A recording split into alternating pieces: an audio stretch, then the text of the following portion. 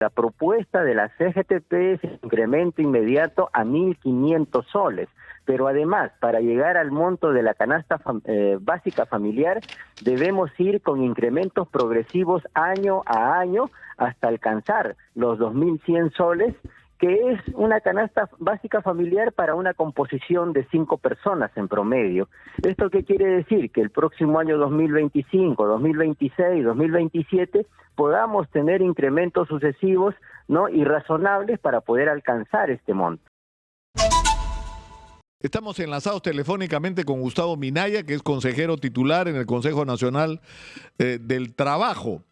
Muy buenos días, Gustavo, gracias por atendernos. Estimado Nicolás Lucar, buenos días, agradeciendo la oportunidad para poder dar nuestra opinión a nombre de la CGTP. ¿Qué es lo que proponen los representantes de los trabajadores exactamente frente a esta controversia? Frente a una devaluación tremenda de los ingresos de los trabajadores más pobres de nuestro país, porque como ya lo has manifestado, el sueldo mínimo, que debe ser un monto referencial para atender por lo menos los productos de la canasta básica familiar, esto no sucede así. De acuerdo al Banco Central de Reserva, de acuerdo al Instituto Nacional de Estadística, el monto de una canasta básica no está por debajo de los 2.100 soles. Es decir, un trabajador que gana 1.025 soles no tiene siquiera para atender el 50% de una canasta básica familiar. Es por eso que la CGTP, ¿no?, con las centrales sindicales de nuestro país, hemos propuesto en el Consejo Nacional del Trabajo, en esta última reunión del día 12 de agosto, que vayamos incrementando el sueldo mínimo vital hasta llegar al monto de la canasta básica familiar. La propuesta de la CGTP, que la hemos manifestado en diferentes foros, es que el próximo incremento llegue por lo menos a 1.500 soles, para ir camino a esa recuperación del ingreso de los trabajadores más pobres de nuestro país y podamos también dinamizar y ayudar a la economía del país, porque un trabajador que gana el sueldo mínimo, estimado Nicolás, no está pensando en irse de viaje, de comprar un carro, de darse algún tipo de lujos. Está pensando en ir a los mercados, en ir a los emprendimientos, en ir a las pequeñas y microempresas, para poder también ayudar a desarrollarlas, dinamizamos la economía. Y por último, mira, aquí muchos se dicen que esto va a afectar a la pequeña y microempresa. Te estoy dando un argumento de lo que significa apoyar a la pequeña y microempresa, que es dinamizando la economía a través de los ingresos del salario mínimo vital. Pero lo que no dicen los señores empresarios, los medianos y grandes empresarios, que también ellos pagan el sueldo mínimo y no quieren reconocer un justo aumento para sus trabajadores. ¿En qué sectores lo pagan? En los sectores, por ejemplo, de vigilancia privada, en los sectores, por ejemplo, de mantenimiento y limpieza, en los sectores también de las finanzas en nuestro país. Hay grandes bancos que tienen trabajadores a nivel de tercerización que pagan el sueldo mínimo vital. En el sector textil y confecciones, en el sector de la agroindustria, una actividad de bonanza en nuestro país. Muchos trabajadores, cientos de miles de trabajadores, ganan el sueldo mínimo vital. Entonces, ¿de qué estamos hablando? Y cifras oficiales reconocen que por lo menos 1,5 millones de trabajadores son los que se van a beneficiar del ámbito formal con el incremento del sueldo mínimo vital. Si tú le quitas el 500,000 que han reconocido los señores empresarios que están en la pequeña y microempresa, ¿dónde está el resto? Justamente donde te estoy diciendo, estimado Nicolás. Ahora, acá en realidad hay un asunto de fondo, ¿no es cierto?, que es la crisis del empleo y el tema de la informalidad. Esta mañana, durante el programa de Manuel Rosas con Guido Penano, comentaban este reporte, esta encuesta que se ha hecho sobre cuáles son los ingresos reales de los jóvenes entre 18 y 25 años, o cuál es la situación laboral, para ser más exacto, de los jóvenes, ¿no?, en busca de empleo. Y de cada 10, 4 están buscando chamba. 2 ya renunciaron a buscarla y se han convertido en este grupo denominado Nini, o sea, ni estudia ni trabaja y ni busca chamba porque ya perdió la esperanza. De los otros 4 que quedan, 2 están simple y llanamente trabajando en la informalidad y los últimos 2 que están incorporados, se supone, a un trabajo más formal, reciben los peores ingresos. Y esto es solamente una señal en lo que se refiere a la situación de los jóvenes. Lo que falta en el Perú, Gustavo, es chamba, que se generen fuentes de empleo, que se genere riqueza para que ¿no es cierto? Para que la economía se mueva. Y como tú muy bien señalas, Nicolás, esta falta de oportunidades se ha debido fundamentalmente a las políticas nacionales que han implementado diversos gobiernos desde los años 90 para justamente dejar en este momento sin oportunidades no solamente a los jóvenes, a las mujeres. Yo escucho atentamente siempre los reportes en el programa de Manuel Rosas, en tu programa también, y claro, nosotros vemos un panorama bastante complicado y de crisis, pero ¿cómo recuperamos eso si no nos comprometemos todos los actores? Señalábamos en alguna parte de nuestra intervención que cómo los países, por ejemplo, de Europa se recuperaron después de haber pasado toda una gran tragedia de guerras y sus países destruidos, y ahora están nada menos que en foros internacionales económicos de primer nivel, como la OCDE, por ejemplo. ¿Y por qué un país con bastantes recursos, no solamente minerales, agrícolas, pesqueros, ¿no? Y bastante emprendimiento, bastante iniciativa de los peruanos, estamos como estamos? Justamente porque hemos tenido líderes en los gobiernos que no le han dado prioridad al desarrollo del país y menos atención a la gente más humilde, a los peruanos más pobres, a las peruanas que se dedican a construir riqueza y a construir país, ¿no? Pero que solamente de eso se han beneficiado unos cuantos. Por eso aquí necesitamos compromiso. Tú en varias oportunidades has señalado que aquí, si no vemos un proyecto país juntos, todos nos vamos a ir por el barranco. Claro, y eso es lo que estamos apostando en la CGTP. Claro, el tema, Gustavo, es que está claro que esta discusión, fíjate, lo acaba de decir hace solo unos minutos, estuvo con nosotros Fernando Varela, el ministro de Trabajo. Él dice, temas como el del sueldo mínimo tienen que salir del ámbito político, porque, por ejemplo, la presidenta que habló no sé cómo, 5 horas el 28 de julio, una de las cosas que dijo es que iba a aumentar el sueldo mínimo, pero no lo dice como conclusión de una evaluación, ¿no es cierto? Sino lo dice a ver si así se gana alguito de popularidad, ¿no es cierto? Que la tiene bien venida menos últimamente, ¿no es cierto? Entonces eso está mal, eso está mal, que temas como el sueldo mínimo sean instrumento de manipulación política y no sea una discusión objetiva, responsable de lo que hay que hacer, ¿no es cierto?, en relación a las necesidades de los trabajadores y a las posibilidades reales de las empresas, sobre todo de la micro y pequeña empresa. Es el ámbito en el que debería darse esta discusión, ¿no?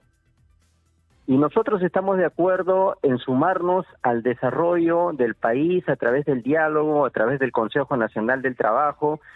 Como tú muy bien dices, el factor político de la economía, que es evaluar permanentemente el incremento del sueldo mínimo vital, tiene que salir de ese espacio. Por eso también nos hemos comprometido a que luego de aprobar la propuesta, ¿no?, dentro de los 30 días hábiles, para el incremento del sueldo mínimo vital, también nos aboquemos de manera íntegra a la institucionalización, es decir, a aprobar lo que falta de la fórmula para poder institucionalizar el incremento de la remuneración mínima vital en periodos consecutivos, cada año, cada 2 años, eso lo evaluaremos también en la comisión técnica. Nos ha dado el ejemplo de Colombia, cada 2 años se regula el sueldo mínimo vital en función de la inflación, de la productividad, de una serie de parámetros, una vez más, técnicos, no políticos, no en función de los intereses y necesidades de los políticos, sino en función de la realidad, ¿no es cierto?,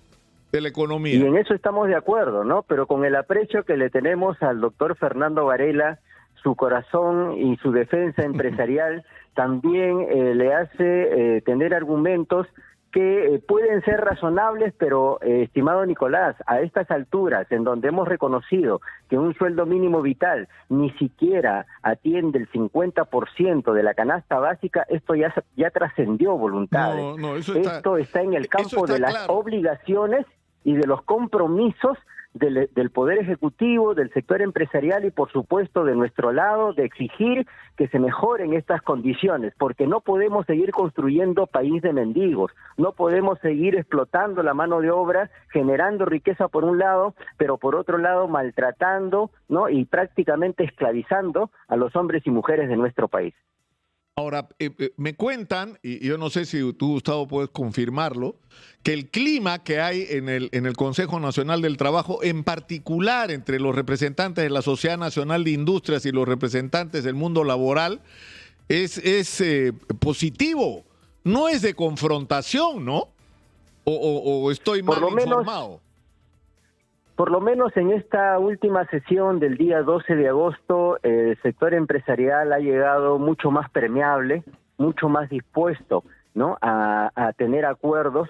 Es cierto, ellos propusieron, por ejemplo, que este debate vaya hasta los 90 días, ¿no?, y con opción a prórroga, cosa que para nosotros era totalmente inviable, ¿no? Ya nosotros habíamos propuesto que máximo podía ser, pues, un debate en la comisión técnica de 15 días, luego accedimos a 30 días calendarios y finalmente pudimos acordar entre los tres sectores 30 días hábiles. Pero aquí quisiera señalarte rápidamente algo. El señor ministro de Trabajo, con el respeto que nos merece el sector gobierno, no se puede poner en la tribuna a ser un mero intermediario, tiene que ser protagonista en estos debates. Él dice, voy a esperar a que se pongan de acuerdo los trabajadores y los empleadores. ¿Y su papel cuál es? ¿Cuál es esa responsabilidad del señor ministro de Trabajo para establecer una posición clara y decir, nosotros vamos a apostar por el incremento del sueldo mínimo vital y esta es nuestra propuesta? Eso no ha pasado. Ahora, se ha dicho, es más, yo he hecho referencia a la información que ha circulado en estos días de que ustedes estaban proponiendo 1.784 soles, pero acabo de escuchar por tus propias palabras, Gustavo, que ustedes dicen que 1.500 soles sería una cifra que podría ser considerada, si no satisfactoria, por lo menos razonable, sobre todo si se pone en el contexto de un proceso donde esta cifra se va a revisar, digamos, cada 2 años como en Colombia. Sí, por supuesto. Mira, no sé de dónde sale, por eso, ¿no? A veces defensores de otros sectores nos arguyen argumentos que no hemos señalado en ningún momento. En tu programa, en programas de Exitosa, que agradecemos siempre la oportunidad, y en otros ámbitos hemos señalado siempre que la propuesta de la CGTP es el incremento inmediato a 1.500 soles. Pero además, para llegar al monto de la canasta básica familiar, debemos ir con incrementos progresivos año a año hasta alcanzar los 2.100 soles, que es una canasta básica familiar para una composición de 5 personas en promedio. ¿Esto qué quiere decir? Que el próximo año 2025, 2026, 2027 podamos tener incrementos sucesivos, ¿no?, y razonables para poder alcanzar este monto. Ahora, yo quiero terminar, es decir, tenemos un enorme problema como país, que es la falta de un proyecto nacional, Gustavo. Es decir, ¿qué es lo que pretendemos hacer con nuestro país una vez más en el centro de las oportunidades y de los ojos del mundo? Y que no podemos dejar pasar esta vez. Y está claro que no podemos dejar en manos de políticos ineptos y corruptos el manejo de los destinos nacionales. Entonces yo te pregunto, ¿por qué no es posible que así como en un momento hubo un acuerdo nacional medio fofo, ¿no es cierto?, se cree un espacio donde ustedes, la Sociedad Nacional de Industria, la Cámara Peruana de la Construcción, la Federación de Construcción Civil, que ya han hecho cosas juntos, las cámaras de comercio, los colegios profesionales, las juntas de usuarios de riego, los representantes de los sindicatos y de las agrupaciones empresariales de todo el país? ¿Qué pasa si se crea un espacio para toda la gente que es realmente representativa de la sociedad peruana, que es la que está haciendo que este país se mueva, se junta y se pone a discutir qué es lo que queremos hacer con este país y se le impone esa agenda a los políticos. ¿Por qué no es posible eso, Gustavo? Porque al final estamos dependiendo de que los políticos, que ya sabemos lo que son, decidan por nosotros, ¿no? En la CGTP somos firmes creyentes, estimado Nicolás, de que el proyecto país y el desarrollo de nuestro país puede ser viable si es que hay voluntad de todas las partes y si es que hay una recuperación de la confianza perdida, ¿no? Para poder ir justamente a sentarnos en una mesa y a generar esos proyectos y que el ejecutivo que pueda estar de turno pueda tomar justamente esa palabra de los actores de la sociedad civil y de los sus diferentes representantes para construir ese proyecto país. Pero mientras tengamos un país en donde sectores privilegian solamente la extracción de materias primas, la exportación de piedras y de minerales, en donde sectores de la agroindustria generan, por supuesto, importantes exportaciones de frutos de nuestro país, pero mantienen a sectores laborales prácticamente en explotación. Y podríamos hablar de otros sectores como la banca y finanzas, como el sector de manufacturas,